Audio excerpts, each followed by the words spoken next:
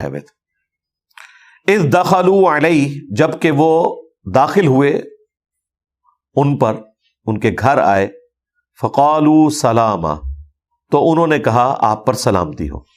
اچھا، یہ جو سلام ہم ایک دوسرے کو کرتے ہیں نا، اس کے لیے صرف السلام علیکم کا صیغہ نہیں ہے، سلام علیکم بھی کہہ سکتے ہیں، السلام علیکم بھی کہہ سکتے ہیں، صرف السلام بھی کہہ سکتے ہیں، اور سلامہ بھی کہہ سکتے ہیں۔ یہ سارے الفاظ ہیں۔ بیسیکلی آپ سلامتی بھیجتے ہیں، سلامتی کی دعا دیتے ہیں۔ اور دیکھیں یہ کتنی خوبصورتی ہے، رات کے اندھیرے میں دو اجنبی لوگ آمنے سامنے آ جائیں، اس قبائلی سسٹم میں بھی جہاں لوگ ایک دوسرے سے مال چھین لیتے تھے تلوار کے زور کے اوپر، اور آج کے اس ماڈرن دور میں بھی جب کہ اسٹریٹ کرائم اتنے ہو چکے ہیں، تو اجنبی لوگ گزرتے ہوئے ایک دوسرے کو السلام علیکم کہیں تو فوراً دل کا خوف ختم ہو جاتا ہے۔ سلامتی بھیج رہے ہیں نا ایک دوسرے، یہ ایک آزمائی بھی چیز ہے۔ تو یہ گریٹنگز سکھائی ہیں اسلام نے۔ ایون یہ جنت میں بھی اللہ تعالیٰ نے سورہ یونس میں فرمایا کہ وہاں پہ بھی جنتی جب ایک دوسرے کو ملیں گے سلام بھیجیں گے۔ اور اس سے بھی بڑھ کر اللہ کا نام ہے، آپ ہر فرض نماز کے بعد کیا کہتے ہیں؟ اللہم انت السلام، اللہ تو سلامتی ہے، سراپا سلامتی ہے، ومنک السلام، اور سلامتی تیری طرف سے ہے۔ تو یہ سلام، اور ہمارے مذہب کا نام بھی اسلام، سلامتی۔ تو انہوں نے جب سلام کیا فرشتوں نے، قال انا منکم وجلون، انہوں نے کہا کہ اے اجنبیو، ہم تو تم سے خائف ہیں، یعنی حضرت ابراہیم علیہ السلام کو ان سے خوف آیا۔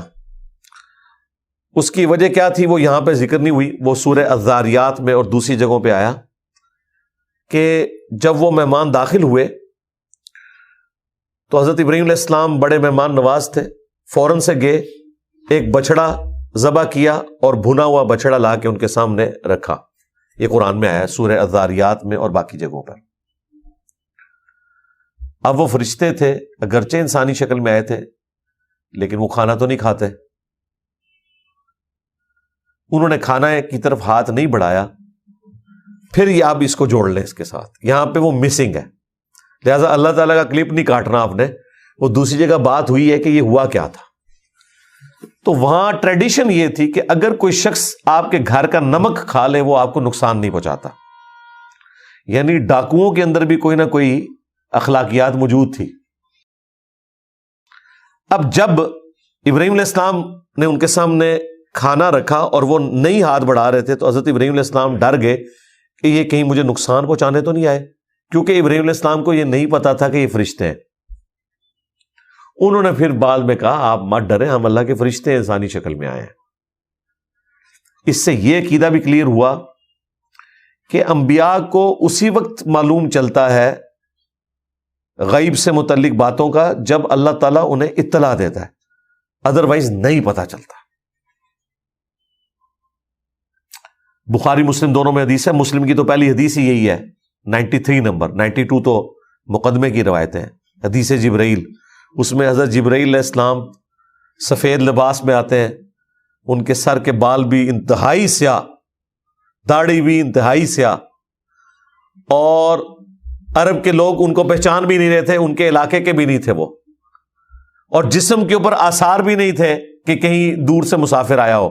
ظاہر ہے وہ کوئی جہاز میں تو اس زمانے میں لوگ نہیں آتے تھے، اگر کوئی مسافر آتا تھا تو وہ سفر بتاتا تھا اپنا، آپ لوگوں کو غسل کرنا پڑتا تھا، اور پھر وہ سیدھے آ کے حضور کے سامنے بیٹھ کے گھٹنوں سے گھٹنے جوڑ کے، یہ اس سے بھی حیران کن چیز تھی کہ نبی علیہ السلام دوزانوں بیٹھے ہوئے ہیں اور ایک بندہ اتنا فرینک ہے کہ وہ سامنے آ کے حضور کے بیٹھا ہے جس طرح ہم تشہد التحیات بیٹھتے ہیں، اور وہ اپنے گھٹنوں کو حضور کے گھٹنوں کے ساتھ جوڑ رہا ہے۔ لیکن حضور کا روب تھا، چونکہ نبی علیہ السلام کی مجلس میں کوئی خود سے کوئی ایکٹیویٹی پرفارم نہیں کرتا تھا، ٹھیک ہے، یعنی یہ ایک استاد کی مجلس کا تقاضا ہے، جس طرح آپ لوگ اکثر جو ہے وہ بالکل کوئی خیال نہیں رکھتے کسی چیز کا، لیکن یہ جو کلاس ہوتی ہے یا ٹیچرز کا ایک ڈیکورم ہوتا ہے، اور پھر نبی علیہ السلام جیسا ٹیچر کسی نے کوئی اس کے اوپر یعنی ورڈکٹ نہیں دیے، سارے خاموشی سے یہ سب کچھ دیکھ رہے تھے کہ یہ کیا ہو رہا ہے، اور پھر انہوں نے آ کے نبی علیہ السلام سے سوالات کیے، نبی علیہ السلام نے جواب دیے، ایمان کیا ہے، اسلام کیا ہے، اور مختلف قیامت کے بارے میں پوچھا. ان کا مجھے قیامت کا پتہ نہیں لیکن نشانیاں مجھے پتہ ہے، میں بتا دیتا ہوں. اس کے بعد پھر وہ جب چلے گئے تو نبی علیہ السلام نے خود بتایا کہ یہ حضرت جبرائیل علیہ السلام تھے، انسانی شکل میں آئے تھے تمہیں دین سکھانے کے لیے، کیونکہ تم لوگ سوال نہیں کرتے تھے تو انہوں نے سوال کرنے کے اوپر ابھارا کہ تم نہیں کر رہے تو میں پوچھتا ہوں، تاکہ انہیں پتا چلے یہ آپ سے دین سیکھا کریں. تو صحابہ کرام کو یہ نہیں پتا چلا کہ یہ حضرت جبرائیل تھے. اگر حضرت ابو بکر، عمر، عثمان و علی کو حضور کی مجلس میں بیٹھے ہوئے بھی نہ پتا چلے کہ یہ جو شخص سامنے بیٹھا ہے یہ انسان نہیں ہے، فرشتہ ہے، تو بابت شاہی کوئی نہیں. ہاں یہ بات ہے. یہ لوگ بزرگوں کے بارے میں پتہ نہیں کیا کچھ کلیم کرتے ہیں جی، وہ دل کے حال جان لیتے ہیں. میں نے کہا یار چھڑ دو وہ دل کے حال، میں اپنی میکینیکل انجینئرنگ کا فارمولہ لکھ کے دیتا ہوں، کوئی دیکھ کے پڑھ کے مجھے بتا دے. اس طرح کوئی نہیں بتا سکتا کسی کو. یہ صرف پیغمبر کا پروٹوکول ہے. وما کان اللہ لیطلعکم علی الغیب، اور تمہاری یہ شان ہی نہیں کہ اللہ تعالیٰ تمہیں غیب پر اطلاع کرے. ولکن اللہ یجتبی من رسلہ من یشاء، اللہ اپنے رسولوں میں سے جسے چاہتا ہے چن لیتا ہے. اور تمہارا کام یہ ہے کہ اللہ اور اس کے رسول کی خبروں پر ایمان لے کر آؤ. رسولوں کے سوا کوئی شخص کوئی غیبی خبر نہیں دے سکتا، کیونکہ ان کے اوپر وحی نازل ہوتی ہے. اب ابراہیم علیہ السلام کو نہیں پتا چلا، وہ خائف ہو گئے کہ میرا نمک نہیں کھا رہے، کہیں مجھے نقصان پہنچانے تو نہیں آئے.